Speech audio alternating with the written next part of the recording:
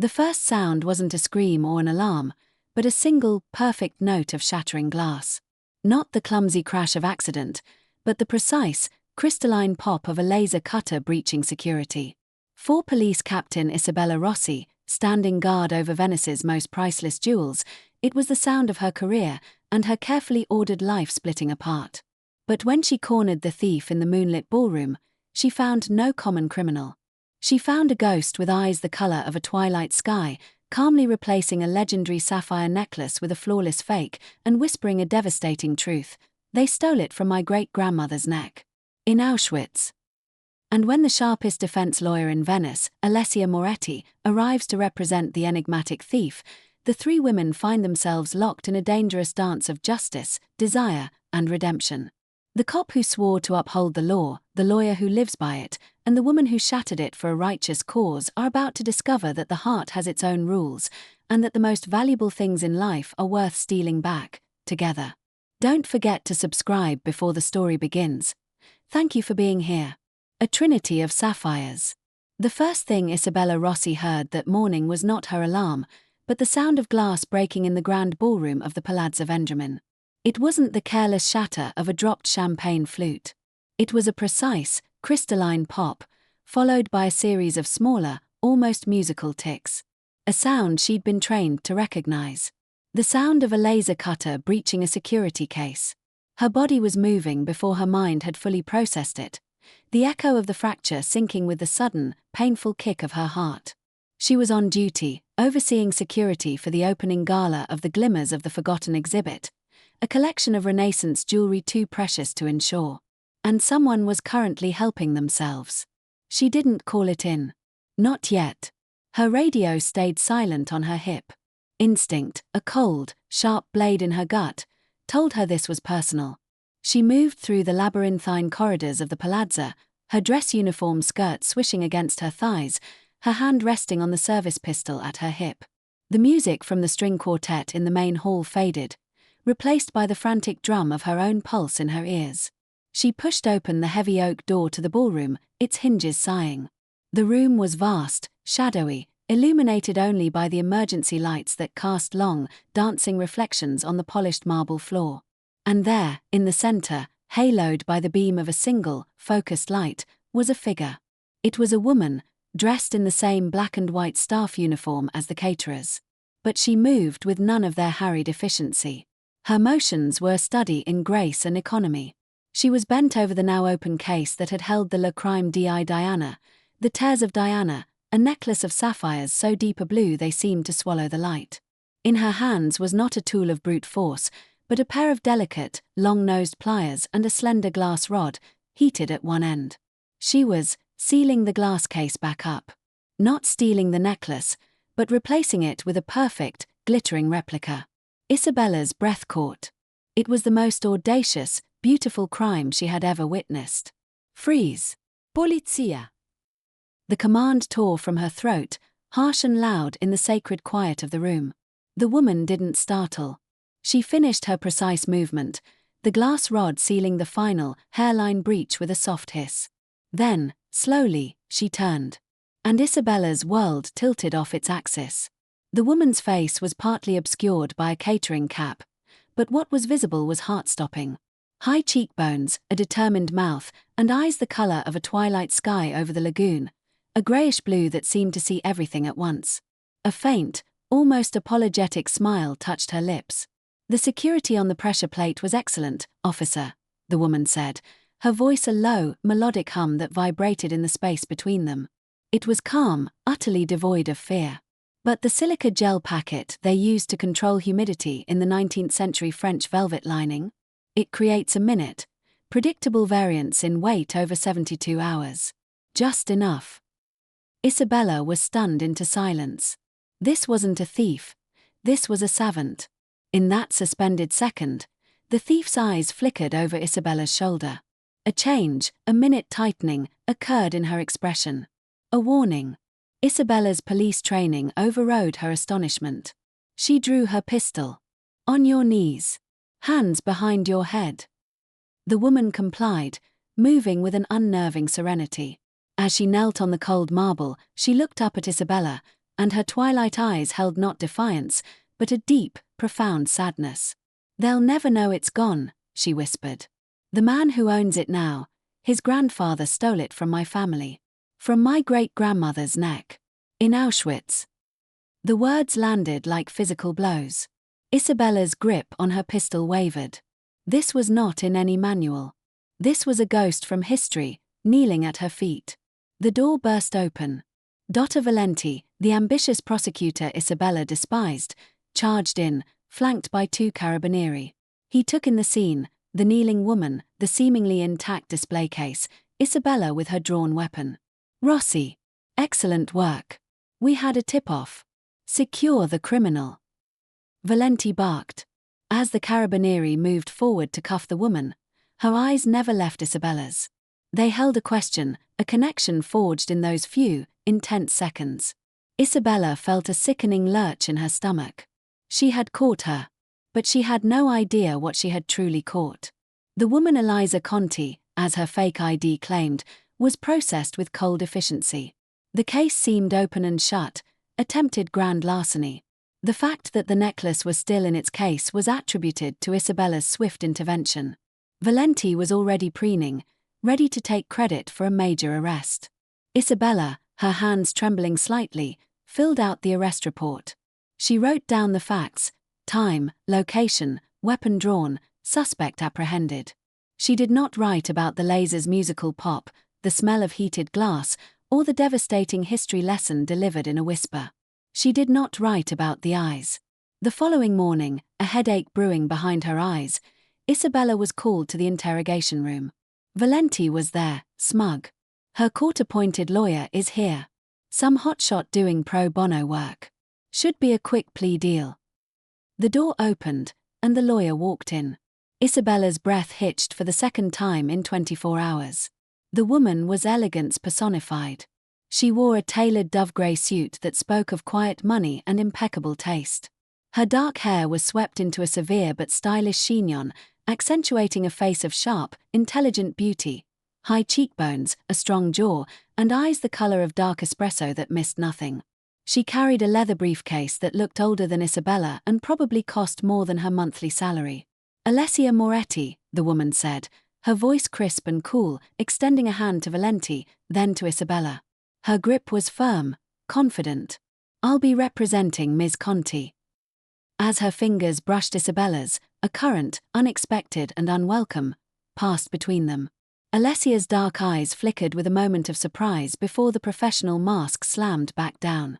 She looked from Isabella to Eliza, who sat silently in the chair, her own ethereal beauty a stark contrast to the grim room.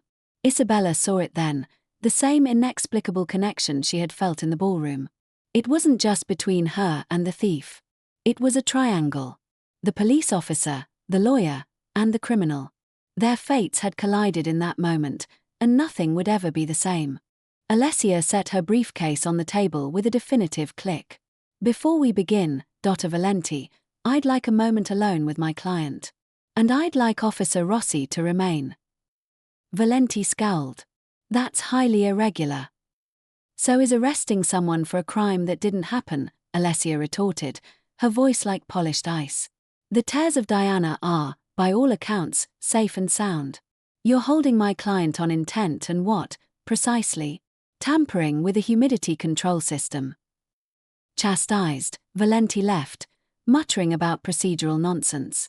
The room fell silent. Alessia turned her intense gaze on Eliza. "Tell me everything," she said, her tone softer now, but no less commanding. And Eliza did. She spoke not to Alessia, but to Isabella, her twilight eyes pleading for understanding. She repeated the story, the same words that had seared themselves into Isabella's soul. The grandmother, the necklace, the theft, the concentration camp. It was a story of generational trauma, of a priceless heirloom lost to greed and genocide, now sitting in the private collection of a man whose fortune was built on collaboration. Alessia listened, her sharp features softening incrementally with each word. The cool lawyer was receding, revealing a woman of profound empathy and simmering anger.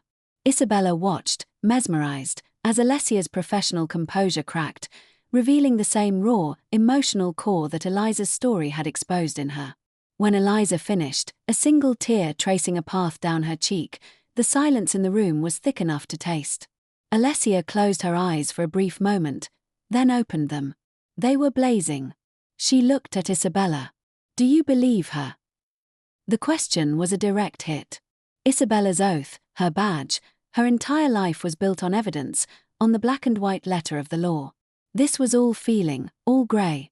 She saw the genuine pain in Eliza's face. She saw the fierce, protective light in Alessia's.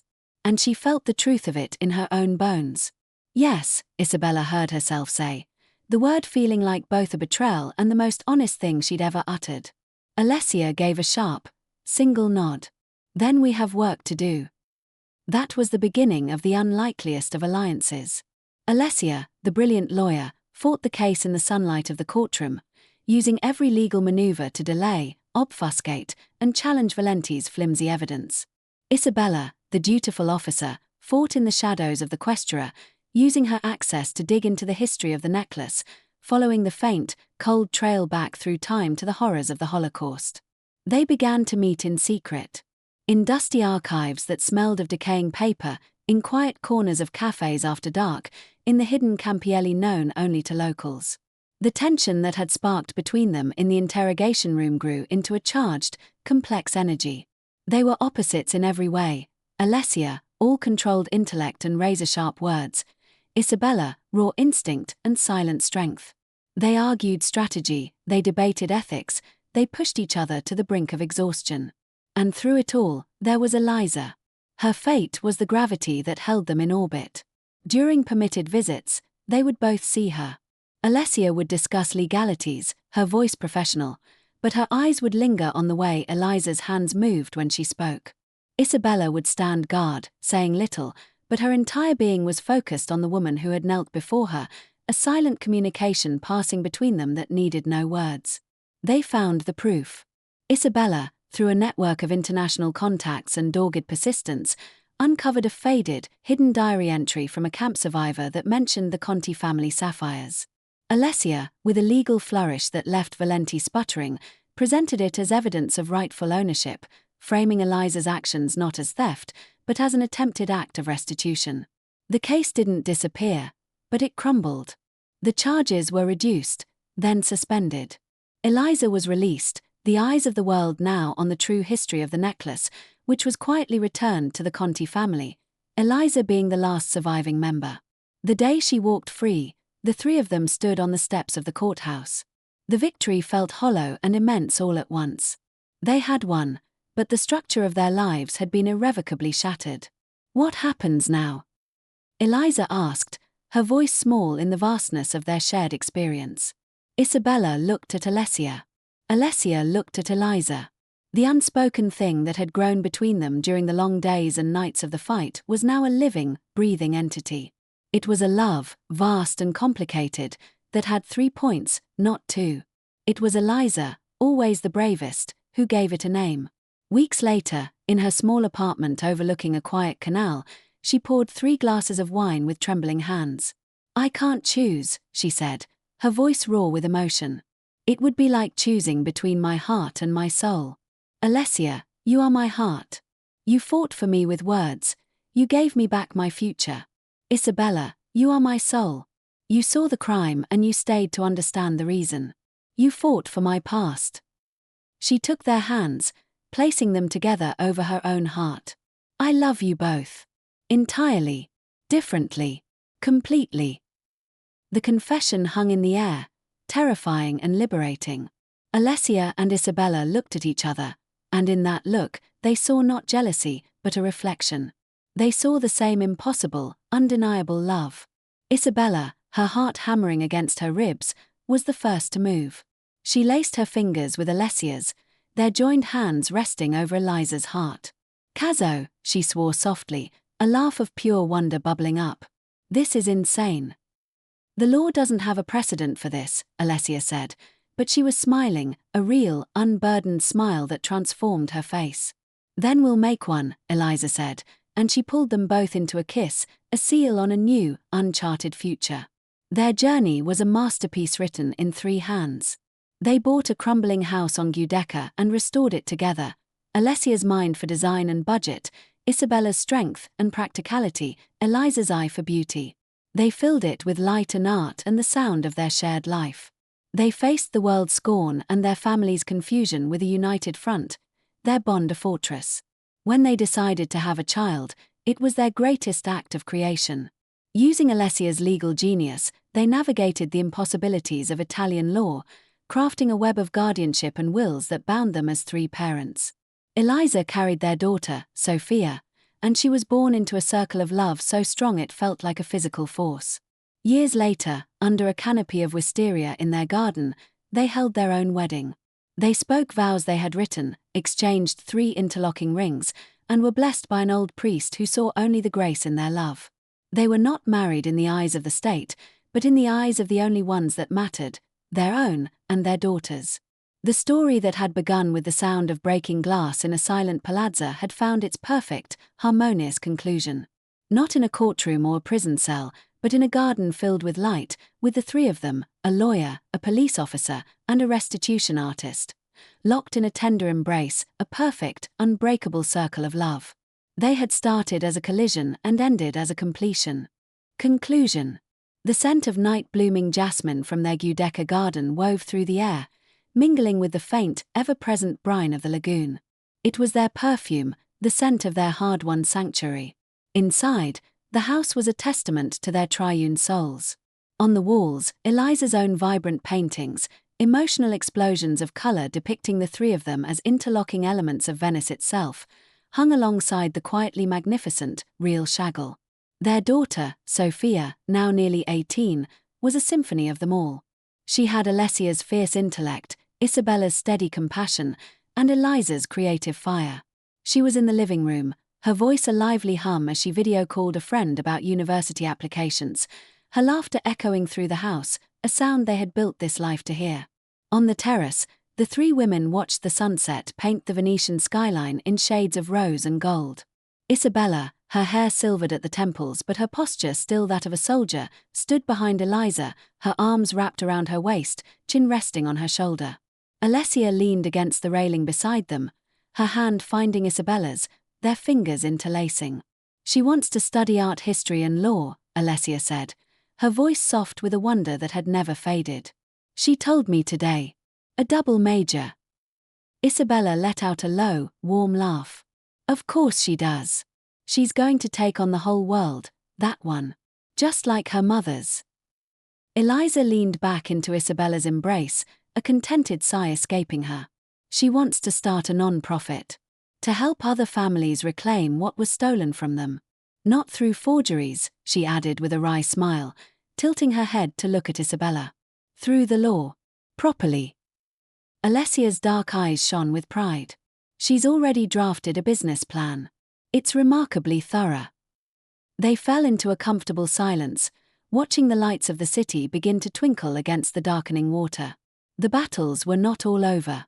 Dotta Valenti, though long since transferred to a desk job in a different province, still cast an occasional long shadow, a reminder of a system that could be cruel and inflexible. Their family still drew curious looks, sometimes disapproving whispers. But the fortress of their love had been tested by the worst of it and had held firm. They were no longer a scandal, they were a fact.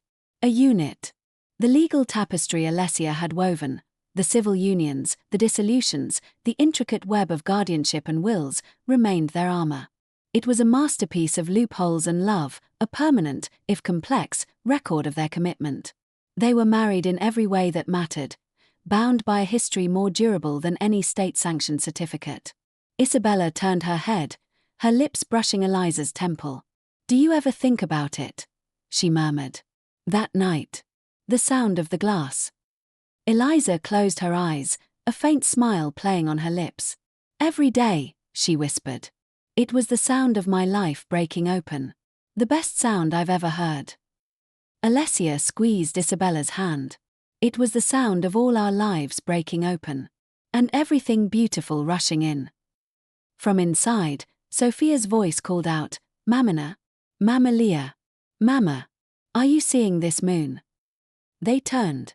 A full, luminous moon had risen over the domes of the salute, casting a shimmering path of light across the lagoon directly towards their garden. It was a postcard view, but to them, it was just their view. Their home. They moved as one, a practiced, seamless dance, to stand together at the railing. Sophia joined them, slipping under Alessia's arm and leaning her head on Isabella's shoulder, completing the circle. The four of them stood there, watching the moonlit water. A police captain who had learned that justice could live in the grey areas. A lawyer who had discovered that the most compelling arguments are written not in legal briefs, but in acts of love. A restitution artist who had finally found her way home. And the daughter who was their greatest collaboration, a living testament to a love that had refused to be defined by convention. The story that had begun with a fracture had ended not with a simple mending, but with a kintsugi-like repair, the broken pieces fused with gold, making the whole stronger and more beautiful for having been broken. They were a trinity of sapphires, each brilliant and unique, but whose true value and breathtaking beauty was only revealed in their perfect, unbreakable setting together. They had not just found their happy ending. They had forged it, together, and it was more resilient than any of them had ever dreamed possible.